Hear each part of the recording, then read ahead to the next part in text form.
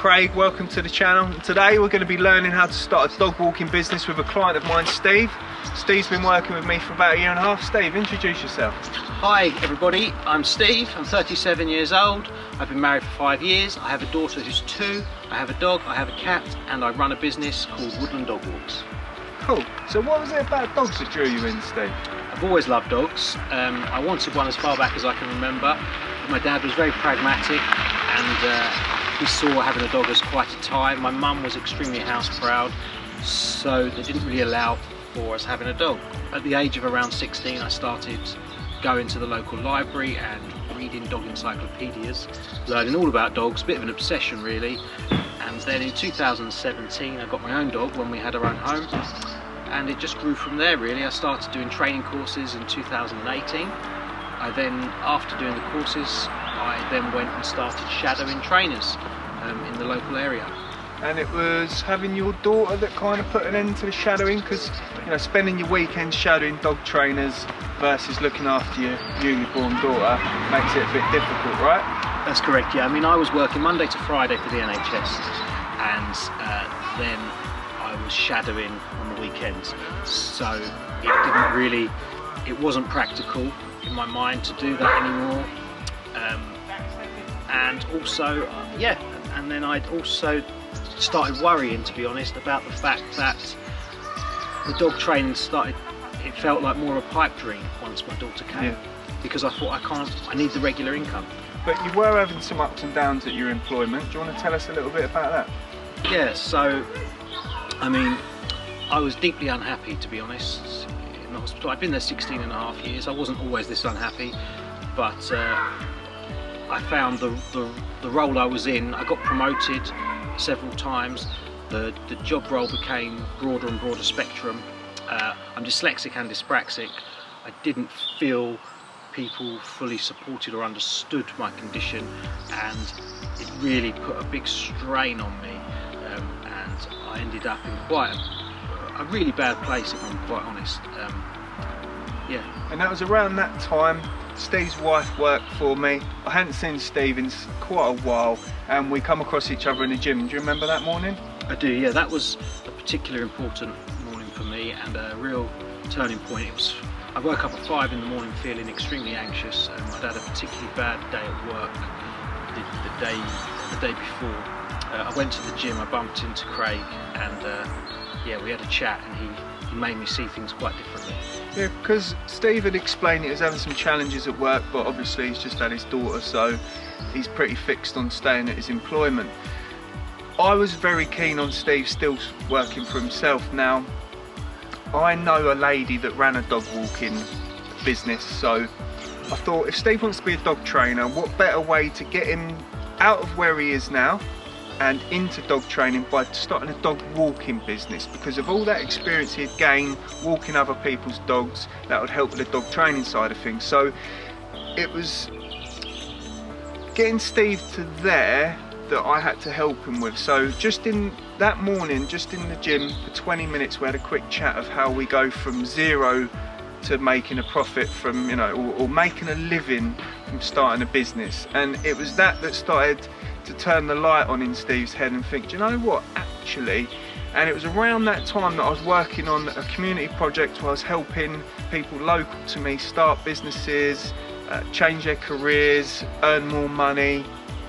And Steve started to attend my monthly group sessions and started to lean on me, and we started to work on a business plan for Steve. Now I've got a few business plan templates, they're available online and you can adapt them to your business, and we started working through that, which was something new for Steve. I've started a few businesses now, but it was new to Steve. But did the business plan help you sort of understand the path you were treading then? It did, yeah. Because it breaks it down into sections, doesn't it? It did, yeah. I found it very useful actually, and I found that you could also see it was to keep you focused on what you're doing, but also where you want to be in the future. So it's something you can look back on and actually see where you're going. Yeah.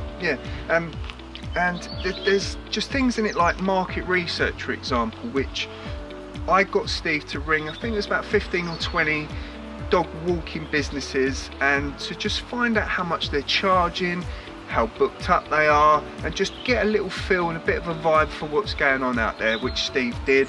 And for example, while we're on market research, it came back that everyone in the area charges £10 an hour and they're pretty much fully booked. So I was encouraging Steve to charge £12 an hour, which Steve wasn't comfortable with because he wasn't an established business. Steve thought that was more than cheeky to be asking for more than all of the competition when he's only just started. But I look at it like a business, and if everyone's fully booked at £10 an hour, that must mean it's pretty good value for the customer. So I also know Steve is a competent dog trainer.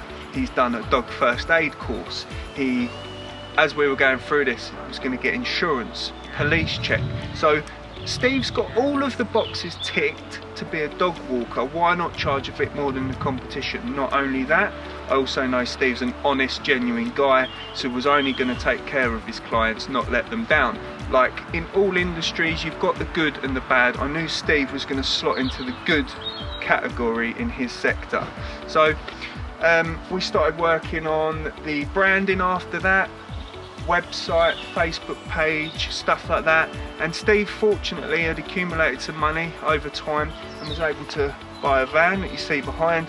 We'll have a little look around that. But he's got these dog cages installed, custom made for this van. And what that does mean is, although Steve's invested into this, this is an investment because this van's always going to be worth some money to someone. If you wanted to buy a dog walking van, this is ready to go. But there was more, those were the stumbling blocks that we come up against, because Steve couldn't justify spending, you know, 5-6 grand on a van and all the racking when he's, you know, got his daughter and got this business he's not even starting. But what I said to Steve was, this van's always going to be worth that money, so whatever you put into it, you're going to be able to retain. It's not like you're buying a new car and constantly losing money. This is actually going to make you money, and this will make other people money when you come to sell it. Branding. Now, we were trying to come up with names, so it was, you know, let's write down 20 names for a dog walking business, and it was Steve's Dog Walking, and you know, we went through loads. Steve from Stevenage. Steve from Stevenage Dog Walking. Craig said it sounded like a dating site. It sounded like a bit more of a dating video. But we settled on Woodland Dog Walks, a new adventure every day. It sort of explains what Steve's doing without even asking, doesn't it? And we got a proper designer on. You got a few logos made, didn't you, by Helen? Yeah. And then Steve picked the one he wanted.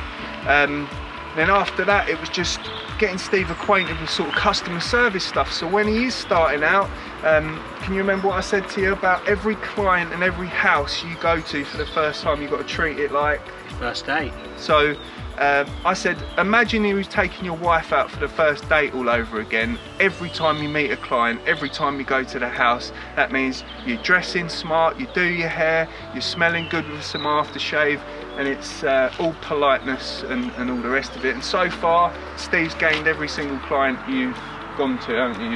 You've not missed one. So, tell us about the time when you were ready to hand your notice in.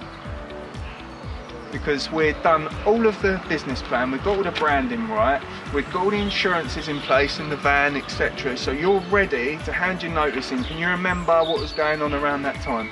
So I handed my notice on the 18th of March. Yep. And on the 23rd of March was the day I actually launched the business. Yep. Officially. And that evening, the Prime Minister shut the whole country down. Now, can you imagine that? So Steve's been in employment for 16, 17 years.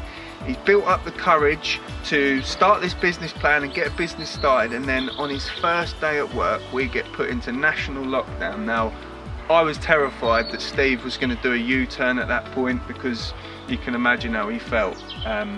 But you know, all credit to Steve, because he stuck in it, didn't you?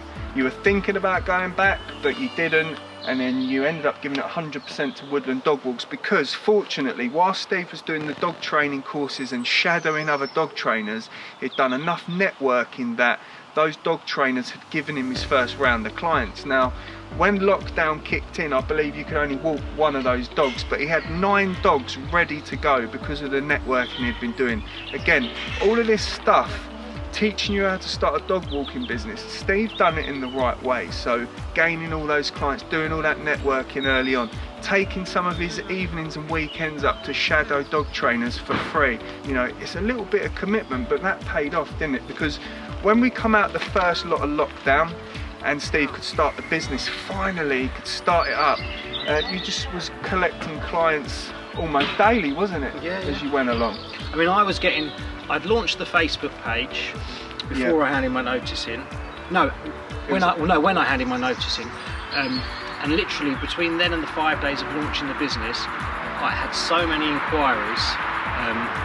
But then obviously lockdown kind of put a lot of that on hold. But Steve done something quite clever at that point.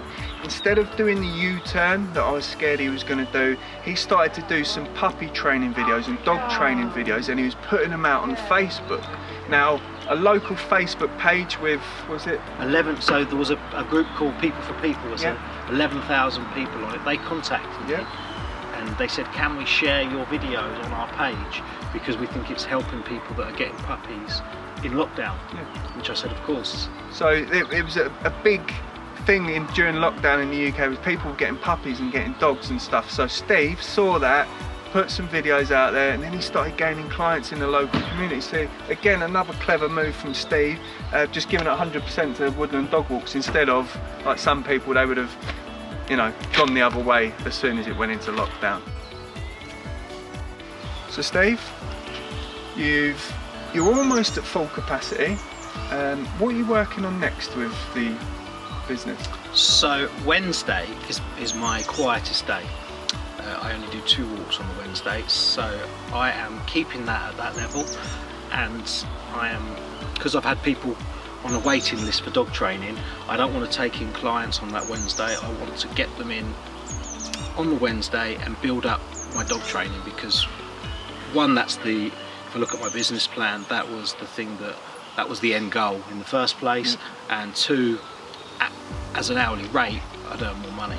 So currently Steve will charge anywhere from £10 to £12 an hour for the dog walk, depending on how many dogs they've got, etc. But with the dog training, Steve charges £40 an hour. So if he can do a full day of dog training versus the dog walking, you know, you're talking over double the amount he can earn in one day. So what we want to do is, to begin with, that one Wednesday we're going to start booking up with dog training clients, and then eventually there'll be 2 days, 3 days a week. But what Steve can then do is start transitioning himself into the dog training business, but keep the dog walking business going as well, which that will come to a point where you'll need to employ someone. We've already discussed it could possibly be your wife with some of the dogs, so he can keep all the money in-house if you do it that way. So Steve's got some options now. So we've gone through sort of the basics of how Steve started it. Now, if people want a little bit more detail on that, we could do another video at a later date. But for people out there now, Steve, who are thinking about starting a dog walking business, what sort of advice would you give them based on what you now know? To be honest, I couldn't express enough that you really need to be prepared. Business plan, branding, your image, and go out there and get some help to do it, because I wouldn't have had a clue about these things. And go for all the right things, get insured, do it all properly. Yeah, I mean, you weren't terribly confident in the early days, and it did take us working together to sort of help you along your journey. Now, I remember you said to me a good few months ago now that everything I said to you would happen has happened, but you couldn't see it before you started. So in that regard, how would you sort of advise other people, you know, if they're not believing in themselves, they're not quite got the confidence, like now you've actually done it versus how confident you felt at the beginning? Or I guess it's like climbing a mountain. If you look up at the summit, it looks damn high, but if you look down at your feet and just put one foot in front of the other, the journey seems less daunting, doesn't it? So, it does, yeah. Is there anything you've sort of, you must be proud of yourself from going from unconfident and anxious about it to actually executing it, doing it, and earning more money than you were before? Yeah, no, I am. And to be honest, it's only really when we go over this this chat that I remember how far I've actually come. To be honest, it's only then, because you don't think about it, you just get on with your job each day and you go and do your stuff. But it's when we're standing there, I'm listening to Craig reminding me of all this stuff. Yeah, I remember it well. It was intense working with Steve, because he explained that he's got dyslexia and dyspraxia, and I had to adapt how I work with Steve as well, because Steve wasn't as able as some of my other clients, for example. So I remember it well, and we got really close doing it, and now we're at the point where we could be earning you sort of 250 quid a day with your dog training. Like, I'm pretty happy about that, how you go from where you were to where you are now to where you could be. Like, that's a success story. And that's kind of why we wanted to put this video together, to try and inspire other people to just take a chance and go out there and do something they enjoy, you know. My friend who does dog walking, it's because she's got bipolar, and there are days when she doesn't want to get out of bed and go into an environment like an office with other people going, oh, how are you all right, and all that. So she works with dogs, because dogs are, you know, they're a pretty constant thing, aren't they? They're not going to ask you questions, they're just going to get on with it. They live for the moment. So my friend, that helps her with her bipolar. So what is it about dogs that you love? Now, we've gone through all the good stuff. You must have had a few stories along the way of, you know, a panicky moment during dog walking, or... I had one last week. Oh. I had someone left a nail on the road, my tyre got punctured, so I had to do my first walk in the car. Wasn't ideal. In your wife's car? My wife's car, sorry, yeah. So I put sheets down, went straight out, did that, called up the guy, when can you come and do the tyre? He came out, then I had to ring round my clients. Luckily, because I'm reliable, yeah. It's not luck, but I'm reliable, so they don't mind if something like that happens, because it's not happening all the time. You ring up, say, look, sorry, this has happened, I'll be there as soon as I can. And then when the tyre was fixed, I gave them a quick call round, updated them. I mean, it wasn't a great start to the week, but the rest of the week went smoothly, very well. I find that where I'm a bit disorganised with my dyspraxia and things, I have to get up that little bit earlier and just prep a bit better. But no, overall, I haven't had that many hiccups. And finally, can you tell us a story about one of your dogs where, you know, you've helped that dog with, I don't know, some confidence, or, you know, because you say your dog walking clients are always happy to see you, the dog's always happy to see you. Have you got any dogs that were maybe not very confident, and now they're sort of, you've helped them along because you're walking them with other dogs, they've got more confidence, something yeah, like that? I've got 3 dogs from the same household that are all Cambodia, Thailand, meat trade rescue dogs. Horrendous conditions they're from, and I'm their 4th dog walker. 3 dog walkers before that couldn't walk them.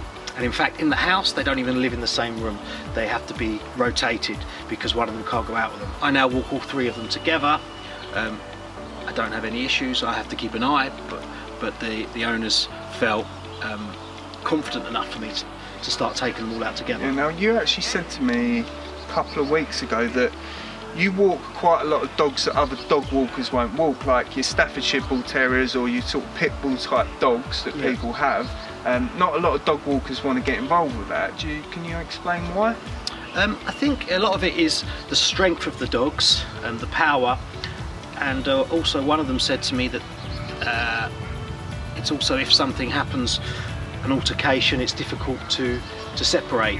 Yeah, I mean, those dogs are pretty, they can be a handful when they go off, but it just shows what is capable when you apply yourself. So Steve's only a year in, and he's already, you know, been told all the stories about all the other unreliable dog walkers in the area and stuff like that. Not all of them, there are some good established businesses, but, you know, there are people that take dogs out in the van, don't even walk them, just drive them around town and drop them off. Now, that's stealing in my book, so it's easy for someone like Steve to gain new clients when there's people like that out there. But I knew that would happen from the start. I said it from the start. You didn't always believe in yourself, but now you do. I'm super proud of where your business is going and how it's affected you and your family's life. And yeah, I hope to carry on working with you and bring you even more money and even more happiness in the future. But that's all from us. If you do want any more details on how to start this business and how Steve goes about his day to day, then just leave a comment and we can make some more videos. But thanks for joining us. Like, comment and subscribe. Thank you. Cheers, Craig.